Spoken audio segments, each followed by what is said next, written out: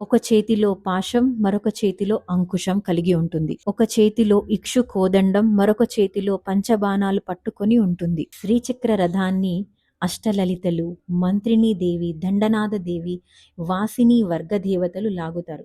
ఇది దేవీ శక్తుల సమగ్ర స్వరూపం. ఆ రథం రత్నాలతో, ముత్యాలతో, హిరణ్యాలతో మెరిసిపోతూ ఉంటుంది. మధ్యలో బిందువు అంటే శుద్ధ చైతన్య రూపం.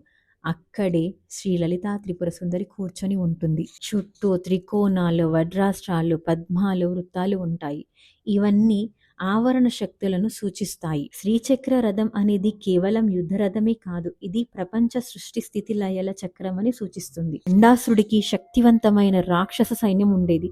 అతనికి విశుక్ర, విశుంగ అనే సేనాధిపతులు అనేక శక్తివంతమైన ఆయుధాలు కలిగి ఉండేవారు. శ్రీచక్ర రథంపై లలితాదేవి కూర్చొని సకల శక్తులతో బండాసురునిపై యుద్ధానికి వెళ్తుంది. దేవి సైన్యం మరియు బండాసురుని సైన్యం మధ్య ఘోర యుద్ధం జరిగింది. బండాసురుని దుర్మంత్రిక శక్తులు, మాయా సైన్యాలు అన్నింటినీ దేవి నాశనం చేసింది. వారికి లలితాదేవి స్వయంగా మహాపాశుపతాస్త్రం ఉపయోగించి బండాసురుని సంహరించింది. అందుకే ఈ యుద్ధం శ్రీచక్రరాజ యుద్ధంగా ప్రసిద్ధి చెందింది. లలితా సహస్రనామం, త్రిపుర సుందరి ఉపాసన, శ్రీచక్రారాధన ఇవన్నీ ఆమె అవతారం నుంచి పుట్టుకొచ్చినవి. Please like, follow the page.